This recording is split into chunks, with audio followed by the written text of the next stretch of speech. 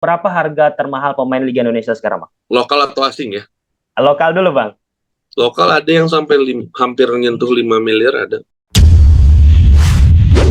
Kali ini kita kedatangan orang hebat nih di kancah sepak bola, terkhusus untuk sepak bola Indonesia tentunya.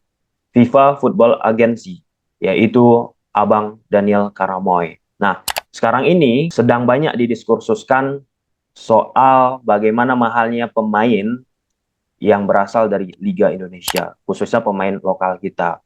Dan saya baca sebelum diskusi dengan Bang Daniel ini, di berbagai macam media, Bang Daniel juga sudah melontarkan statementnya. Tapi ada beberapa poin yang akan kita pertebal. Namun sebelum masuk ke poin tebalnya itu, mungkin teman-teman dari netizen kita, Bang, ingin mengenal Abang lebih jauh. Bisa Bang kenalkan sosok Abang? Kayaknya kalau kita lihat di kancah sepak bola, ya belum apa Bang, ya, ataupun jarang lah tampil tersorot oleh kamera. Seperti itu, Bang. Ya, ya, terima kasih Tommy untuk undangannya. Saya Daniel Karmoy, saya agent FIFA, dan memang background saya sebenarnya dulu sports management, ya. Dan kenapa mungkin kalau misalnya Tommy bilang, oh, dan Bang Daniel jarang kelihatan, itu ya karena memang nggak perlu-perlu banget gitu. Yang perlu kelihatan kan pemainnya. Ya. Buat saya prinsip utamanya pemain yang harus di depan gitu, karena pekerjaan saya itu ngurus mereka kasih saya amanah untuk menjadi perantara mereka, untuk menjadi representasi mereka, dan memastikan karir mereka itu berjalan dengan baik dengan segala seluk-beluknya gitu ya.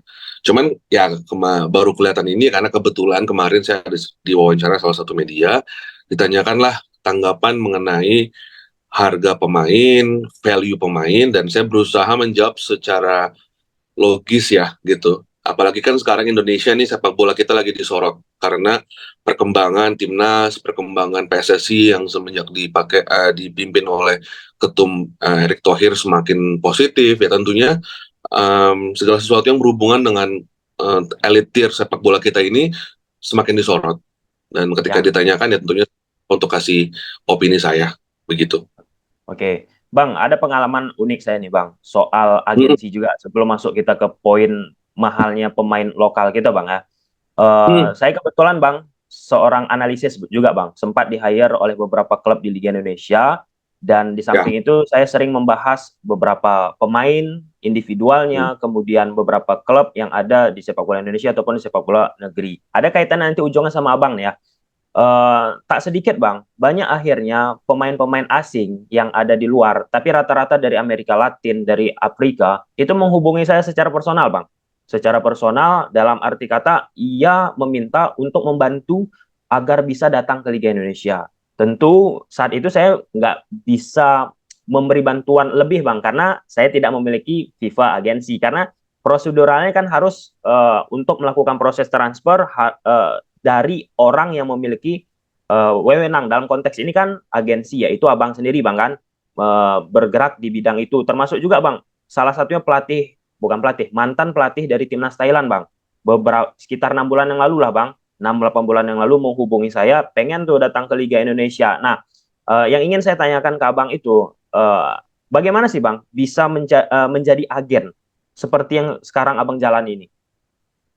Ya, jadi FIFA itu kan sampai tahun kurang lebih 2018 itu memang kalau agent itu memang ada namanya lisensi ya, begitu. Ya. Nah, semenjak itu saya pertama kali, karena memang awalnya saya berpikir karena background saya sport management, saya mungkin berkutat di manajemen klub atau sebagainya. Tapi ternyata waktu itu saya mendapat banyak request dari pemain-pemain lokal yang minta direpresentasikan. Karena seringkali pemain-pemain ketika mereka bernegosiasi dengan klub itu mengalami kesulitan karena mungkin dalam konteks bagaimana cara bernegosiasi, masalah legal, masalah paket dalam kontrak, masalah kebijakan, itu akan lebih luwes ya seperti pengacara aja lah gitu. Mereka tidak punya waktu itu.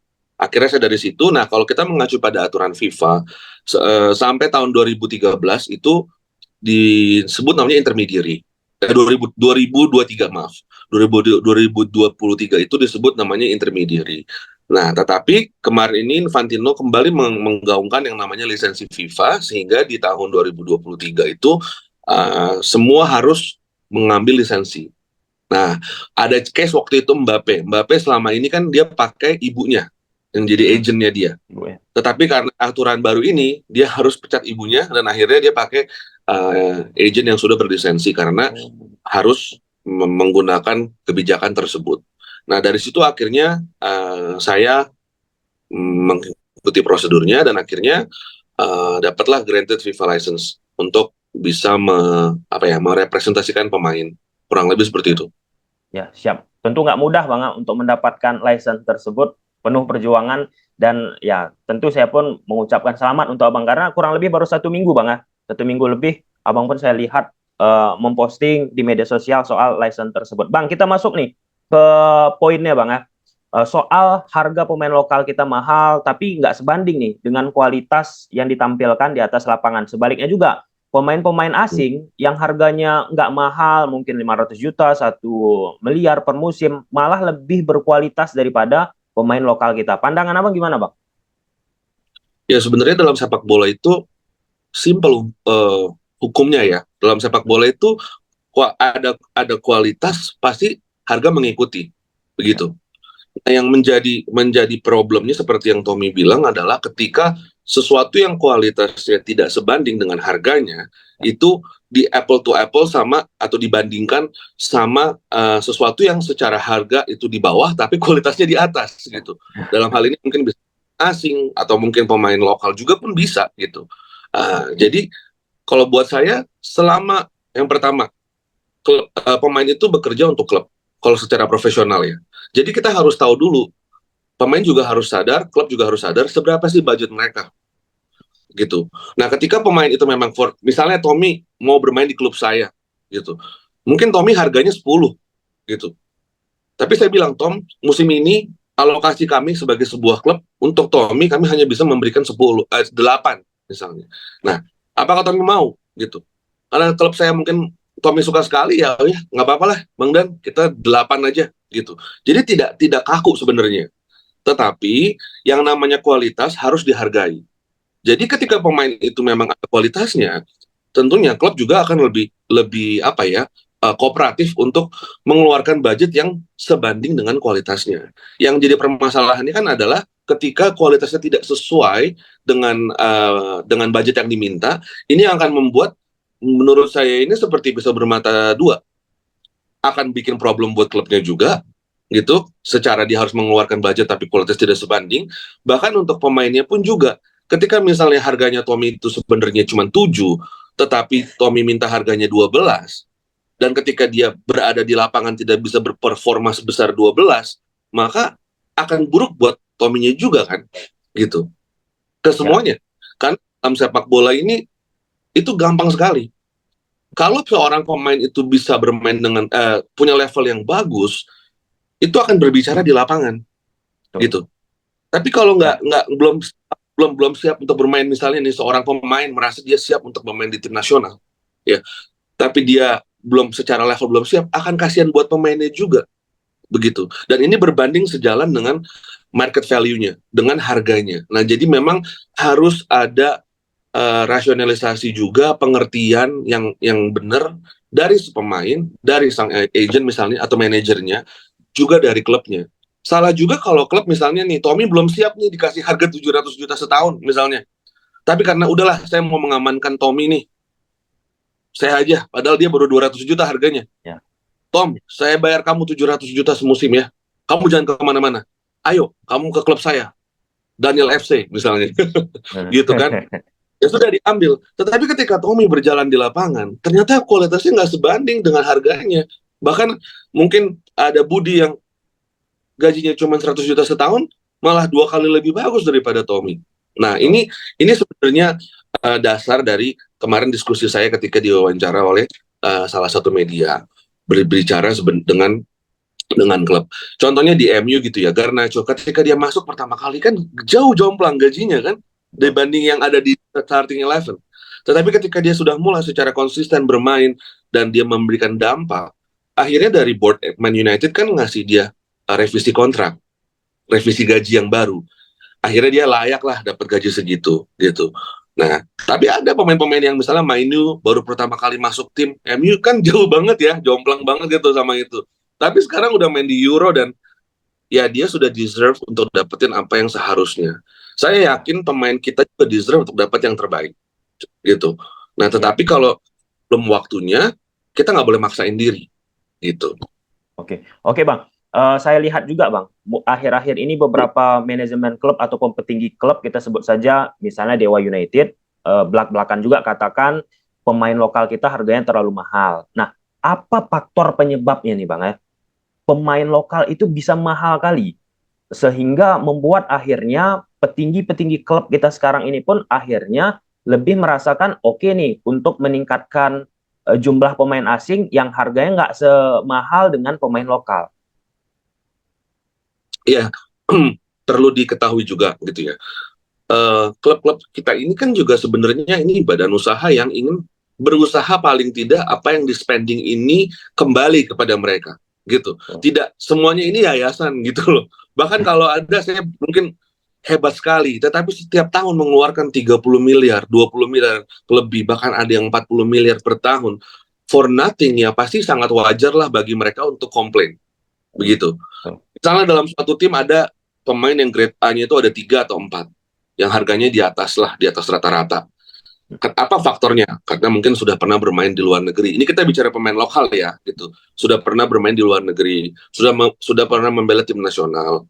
Dan kita juga harus paham bahwa sepak bola ini seperti profesi olahraga lainnya adalah yang resikonya tinggi. Jadi memang sebenarnya harganya gajinya pasti akan beda dengan karyawan biasa gitu loh. Karena kalau misalnya karyawan biasa sudah dia bekerja dia masih ada pensiun, pemain sepak bola kan nggak ada gitu. Mereka kalau misalnya mereka cedera, ya bisa selesai harus ganti mungkin ganti lahan pekerjaan yang baru gitu kan. Nah, jadi ketika dalam masa sebagai atlet profesional dan bermain di strata yang elit, ya memang harganya di atas yang biasanya. Tetapi apakah yang mungkin menjadi diskusi klub adalah layak nggak sih gitu. Seorang pemain timnas dengan misalnya cap 5 kali, harganya sangat besar, sedangkan kita pun dari sisi klub untuk mendapatkan pemasukan ke klub itu saat ini tidak mudah, ya kan? Ada apa coba misalnya? Tiket pertandingan. Sekarang banyak juga pemain supporter yang pengen kalau bisa tiket gratis terus, ya kan? Ya, Gitu. ya, Sponsor tidak mudah mendapatkan sponsor musim ini atau tahun-tahun belakangan ini bagi sebuah klub. Lalu mungkin apa merchandise? Ya kalau teman-teman dan Tommy sendiri lihat di Indonesia, berapa klub sih yang sangat sehat penjualan merchandise-nya yang sampai bisa membantu klub itu bahkan untuk menggaji pemainnya dan staff-staffnya? Nggak banyak kan gitu. Karena kesadaran publik sepak bola kita untuk membantu klubnya juga pun tidak sebesar di luar negeri gitu. Sekarang di luar negeri banyak klub yang bisa melakukan penjualan kayak season ticket, ya kan, biar mereka bisa dapat tahu pemasukan awal di depan, mereka bisa ngitung. Di negara kita kan tidak, ya, susah kayak gitu. Belum tentu setiap musim seorang supporter mau nonton beli di depan langsung, itu tidak seperti itu. Nah jadi mungkin dari klub itu mereka memiliki pemikiran kita udah berusaha memberikan yang terbaik, tapi feedbacknya ke kita ini mungkin belum seperti yang kita harapkan. Nah, oleh karena itu mungkin salah satu variabelnya adalah ya sudah, kalau misalnya seorang pemain asing, misalnya Tommy ini pemain dari pengalamannya udah 7 tahun di Eropa bermain di sana, ditawarin sama salah satu klub gitu ya, mau nih dengan gaji $8.000 per bulan misalnya, main di Liga 1. Tapi ada pemain timnas kita yang harganya mungkin $12.000 per bulan, ternyata ketika di lapangan tidak sesuai. Nah ini yang mungkin mendasari klub itu komplain. Ini gimana nih? Sedangkan kita tidak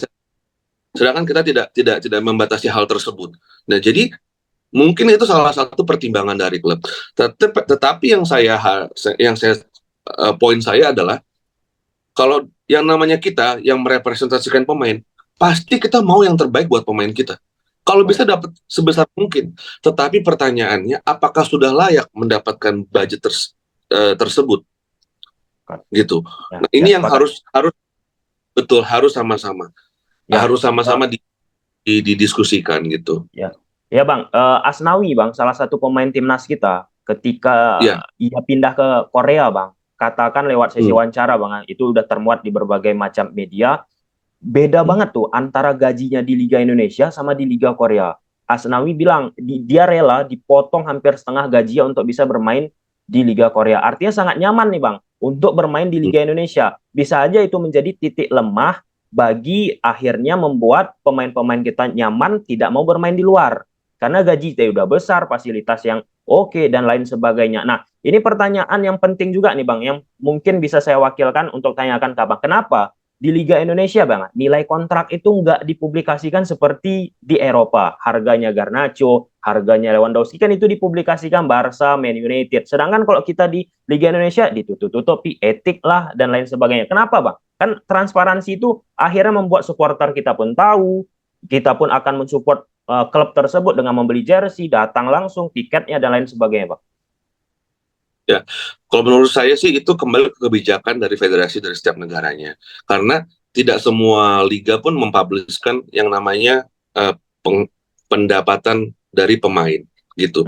Top tier mungkin seperti kayak Premier League, yes, dan itu di atas. Tapi kalau kita lihat dari negara-negara lain, Korea Selatan dan sekitarnya juga pun tidak.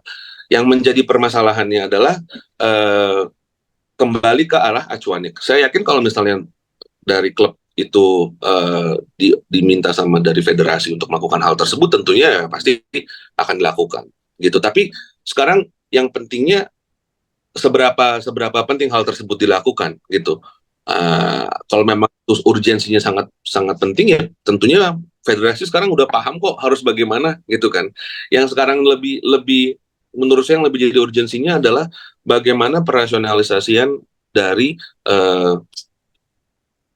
remunerasi dari pemain. Karena ujung kalau tidak rasional atau tidak sebanding dengan pendapatan klub, ketika pemain tersebut tidak dapat digaji, sekarang kan masih juga ada ya gitu klub kita yang belum melakukan penunggakan gitu. Ini yang lebih penting gitu, yang harus kita bisa sepadan antara budget sama kualitas dan kelangsungan ekosistem sepak bola profesional kita, begitu menurut saya. Ya Bang. Ini pertanyaan terakhir Bang ya, soal diskursus kita kali ini. Kalau kita lihat di sepak bola Indonesia, tentu banyak pemain asing, banyak pemain lokal yang berlabel timnas. Ini pertanyaan agak sedikit menyentil nih Bang ya. Kalau misalnya Bang berani ataupun berkenan, setahu Abang berapa harga termahal pemain Liga Indonesia sekarang Bang? Lokal atau asing ya? Lokal dulu Bang.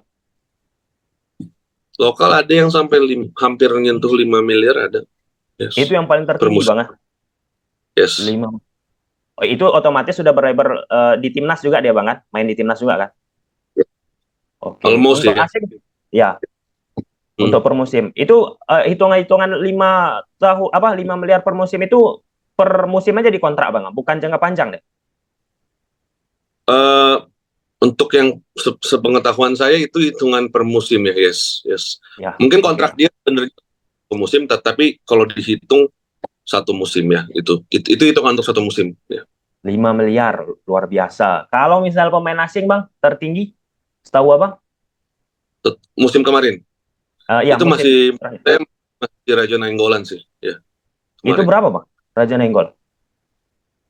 Setengah musim kan dia kalau nggak salah ya. Sama almost setengah musim hampir 7 ya, 6-7 ya, hampir segitu ya, setengah musim ya. 6 sampai 7. Sebaliknya lagi Bang, untuk posisi di Liga 1 Indonesia kita sekarang, pemain asing termurah setahu Abang berapa Bang? Pemain asing termurah mungkin di 4 sampai 5 ribu dolar per bulan nih kayaknya. Oke. Berarti antara segitu juga pemain lokal kita Bang ya, yang termurah di Liga? Ya ada, ya. Ya, nah ini penting nih Bang. Saya pikir Bang, nanti selesai kita diskusi Bang, poin terakhir yang kita bicarakan ini banyak pasti Bang dikutip oleh pecinta sepak bola Indonesia kita. Karena ujungnya tadi Bang, di posisi sekarang akhirnya pecinta sepak bola Indonesia melihat kualitas pemain lokal, ketika sudah ada juga pemain keturunan sekarang ini memperkuat timnas Indonesia, akhirnya sering di-compare Bang. Ketika melawan tim A, pemain lokal kita, pemain Liga Indonesia kita kok kesulitan sekali ya melakukan passing, melakukan permainan yang oke, sedangkan pemain keturunan kita kok levelnya udah berbeda. Di sisi lain pemain asing kita di Liga Indonesia permainannya oke, pemain lokal kita nggak begitu oke. Akhirnya sering membanding-bandingkan Bang. Dengan harga pemain lokal yang tinggi, akhirnya membuat itu tadilah mempertanyakan juga kualitasnya mana. Kami udah ngeluarin banyak uang, mengeluarkan biaya nggak kecil, tapi tidak menunjukkan aspek yang penting akhirnya di atas lapangan. Bang, terima kasih Bang ya Hmm. atas waktu yang sudah Bang luangkan.